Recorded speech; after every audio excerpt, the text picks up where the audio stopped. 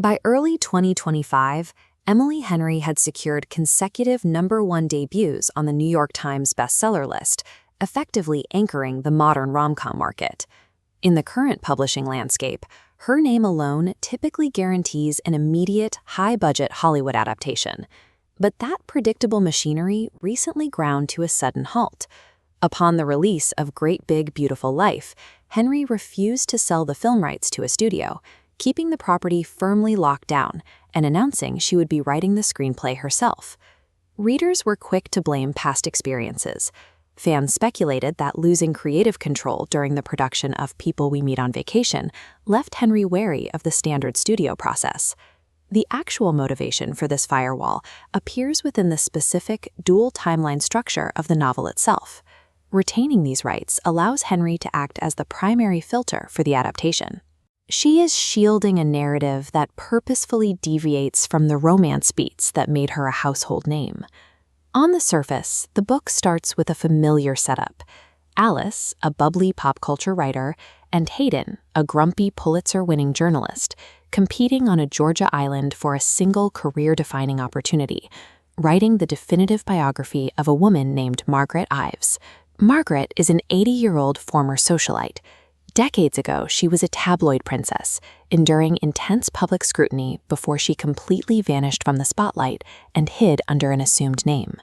The ensuing struggle to untangle the truth about Margaret's hidden past is exactly why Henry refused to hand this project over to a standard Hollywood studio. As Alice and Hayden investigate Margaret, the structure of the novel cracks open. Instead of a straightforward contemporary romance, the timeline splits into a massive historical fiction epic, operating right alongside the modern love story. We are pulled through the sprawling, generations-long saga of the Ives lineage. The narrative traces their origins as poor Pennsylvania gold miners in the 1800s, tracks their media expansion on the East Coast, delves into 1930s Hollywood affairs, and culminates in a tragic 1970s rock star marriage. It's a dense, fictionalized dynasty that mirrors the generational weight of wealthy American clans like the Hearsts or the Kennedys. By the midpoint, it becomes clear that fully half of Great Big Beautiful Life abandons the romance genre entirely. It functions as a meticulous, multi-generational historical biography. Literary critics praised this structural ambition as a display of Henry's writing prowess. Her core romance fanbase, however, was heavily divided. Readers looking for effortless banter found themselves wading through pacing issues and a distinct lack of expected romantic tropes. The chemistry between Alice and Hayden felt noticeably sidelined. Because the historical Ives family narrative is so dense, it essentially overshadowed the modern love story, leaving purists who came for a sunny rom-com feeling shortchanged.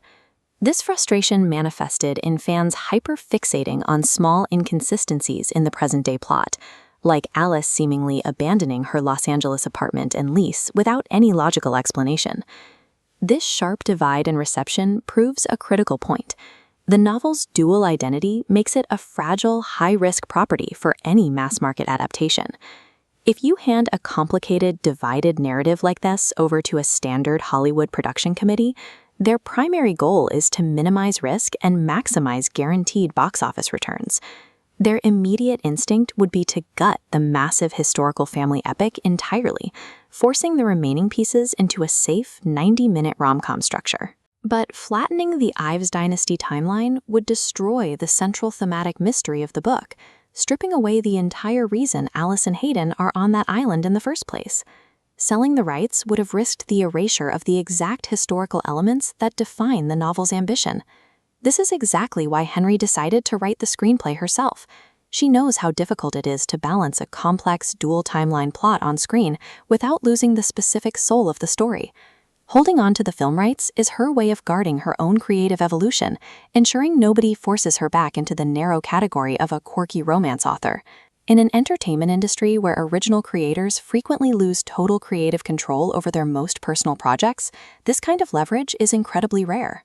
With Great Big Beautiful Life, Henry has shifted from providing high-floor content for the studio system to becoming the primary architect of her own intellectual property.